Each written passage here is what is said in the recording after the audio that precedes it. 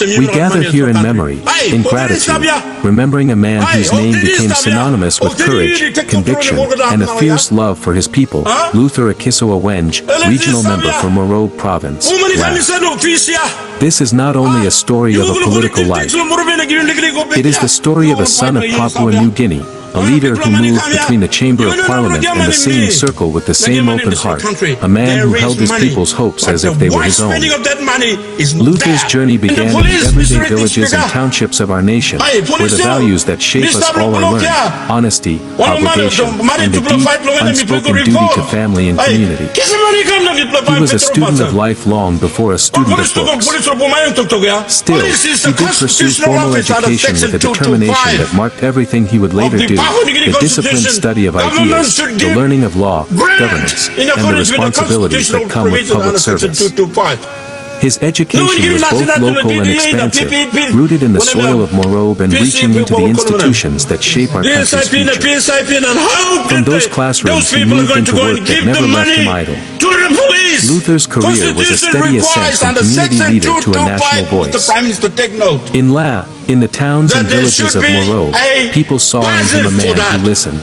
He worked on the ground, improving access to services, speaking for the marginalized, championing development projects that respected local culture while bringing new opportunity. He believed development must not erase identity, it must lift it. And then there was Parliament, the place where a nation's future is debated and decided. Those who witnessed Luther stand in that chamber can tell you, he did not speak to be heard, he spoke to be understood. He was tireless in debate, armed not with bluster but with facts, with moral clarity. When injustice threatened to be accepted as the status quo, Luther stood to oppose it. When the voices of ordinary Papua New Guineans were at risk of being forgotten amid policy and procedure, he would rise and insist they be remembered. I remember the footage many of us have seen: Luther at the podium, his voice steady, his words cutting through complacency. He was not afraid to challenge powerful interests, to hold those in office to account, and to remind everyone that public office is a trust, not a prize. That brave spirit made him a leader people could rely on, not because he promised everything, but because he promised to fight. But Luther was more than parliament and policy. He was a man of people, someone who celebrated life with laughter, with song, with dance.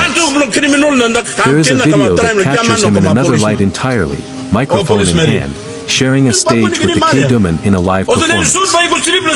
In that moment he becomes not the austere politician but the neighbor, the friend, the brother who joins the chorus without reserve.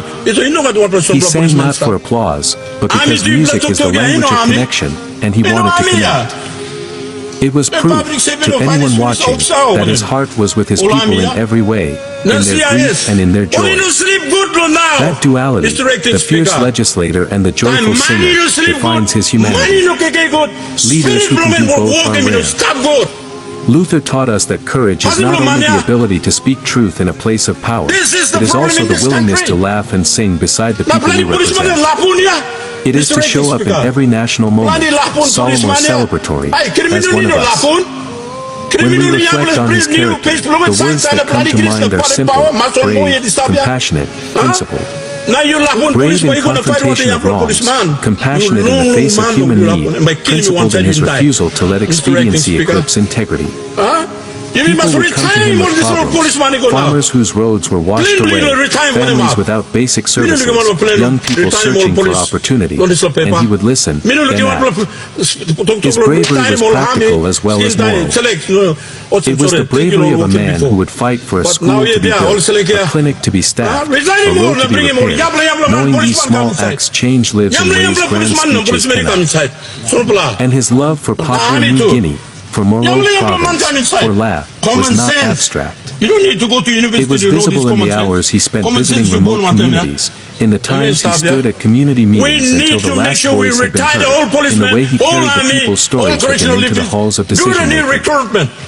His was a patriotism born from service. He wanted his children and yours to inherit a country better than the one he grew up in, and he staked his reputation on making that possible. We have all watched the final images, the somber procession, the casket carried with the solemn dignity of the Papua New Guinea Defense Force. Those scenes are seared into our collective memory. To see him born by those who protect the nation was a stark reminder. A man who served his people in life deserved to be honored in death. The precision and respect of that final journey spoke to the esteem in which he was held, and to a nation's gratitude. Grief asks many questions. In the quiet that follows, we can answer with action. How do we honor Luther's legacy? We honor it by ensuring the voices he lifted continue to be heard. We honor it by teaching our young people that public service is noble, that courage is required, that love for one's country is shown through deeds. We honor him by keeping the music alive, by celebrating together, by carrying traditions forward even as we pursue a modern future. To those who fought with him, and to those who were inspired by him, remember the conviction in his eyes, the steadiness of his words, the laugh that could fill a room. To the communities he served, let his story be a map. Use it to guide your leaders, to hold them accountable, to demand more than promises. To Papua New Guinea, let us take up the torch he placed in our hands, not as a weight but as a responsibility, to build institutions that are fair, to invest in the next generation, to protect the dignity of every citizen. And to his family and friends, your loss is the nation's loss. Yet your memories are the seed of a living memorial. In every classroom that opens, in every clinic that treats a child, in every road that connects a remote village to a market, there will be a trace of Luther's labor. That is how leaders persist. They live on in the better systems they helped create, in the hope they inspire, in the young people who will now rise to take their place.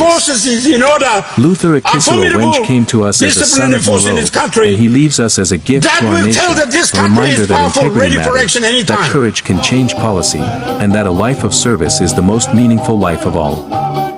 May his example continue to guide us, to challenge us, and to unite us, not behind one person, but behind the idea that Papua New Guinea's best days are still ahead when we work together, with heart, honor, and humility.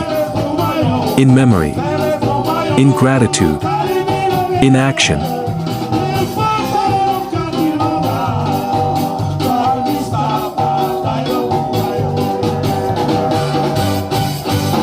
Oh,